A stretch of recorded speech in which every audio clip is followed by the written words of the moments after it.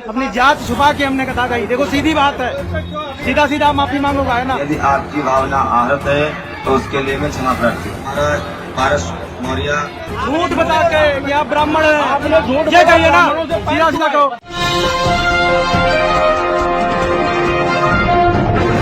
साथियों नमस्कार, मैं हूं नीरज पटेल और आप देख रहे हैं नेशनल जनमत।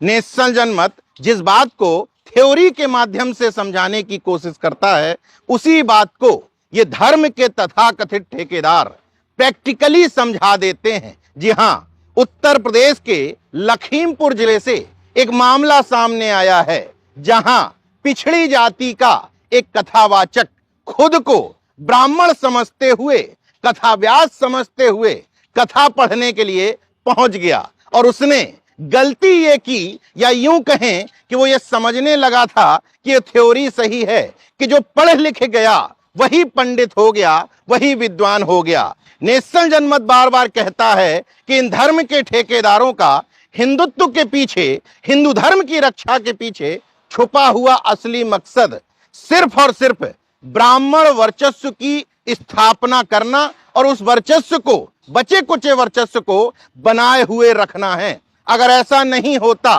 तो लखीमपुर खीरी के धौरहरा तहसील के खमरिया कस्बे के राम जानकी मंदिर में कथा पढ़ने गए पारस मौर्य के साथ ये बर्ताव नहीं होता कि तुम ब्राह्मण नहीं हो, तुम जाति छुपा करके कथा कैसे पढ़ रहे हो। यदि आपकी भावना आहत है तो उसके लिए मैं क्षमा प्रार्थी हूँ। अपनी जात छुपा के हमने कथा कही। देखो सीधी बात है, सीधा सीधा माफी मांगूंगा है ना। हमारा पारस मौर्य परिवार में जन्म हुआ। अपने झूठ बता के कि आप ब्राह्मण हैं, आपने झूठ ये कहिए ना, सीधा सीधा कहो। और हैरत की बात देखिए, जो लोग हिंदू धर्म को खतरे में होने की बात करते हैं, वास्तव में इस वीडियो से उन्हीं को सबक लेने की जरूरत है। क्योंकि मैं तो बाहर का व्यक्ति हूं, मुझे इस धर्म के सिस्टम में भरोसा ही नहीं है, लेकिन जिनको लगता है कि हिंदू खतरे में है, हिंदू में एकता नहीं है, कायदे से धर्म के उन ठेकेदारों को आगे बढ़ करके ऐसे लोगों को सबक सिखाना चाहिए जो उन्हीं के धर्म में विश्वास करने वाले लोगों को जाति, वर्ग और वर्ण की निगाह से देखते हैं। हालांकि ये पहला मौका नहीं है। छत्तीसगढ़ में कथावाचिका यामिनी साहू से कहा गया, तुम शूद्र हो, कथा नहीं मुजरा करो, तुम कथा व्यास पर नहीं बैठ सकती।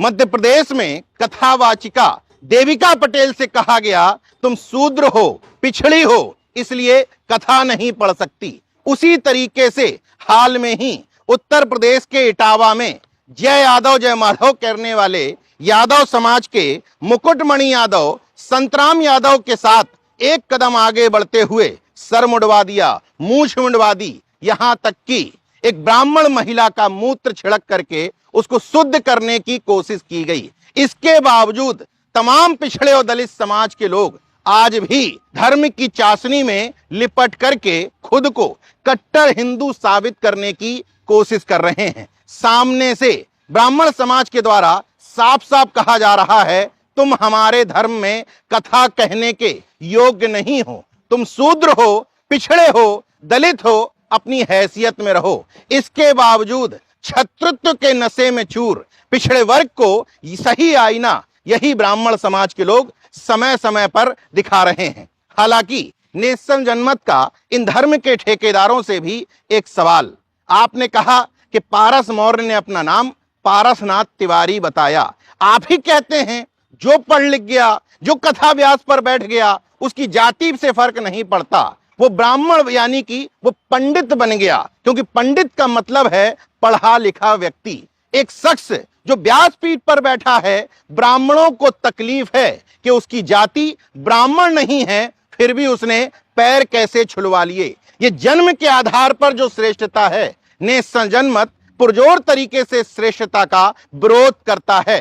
जिन लोगों को संविधान प्रदत्त आरक्षण से तकलीफ है, पहले वो जन्म से मिला हुआ अपना ये जातिगत श्रेष्ठता का आरक्षण छोड़ें, इसके बाद संविधान प्रदत्त आरक्षण की व्यवस्था पर बात होगी। बहरहाल नेशनल जनमत धन्यवाद देता है ऐसे लोगों को कि कम से कम मैं जो बात कहने की कोशिश करता हूं, उस बात को आप धरातल पर उतार करके इन पिछड़े अंधभक्तों को समझा देते हैं कि हमारे धर्म में तुम्हारी ये हैसियत है।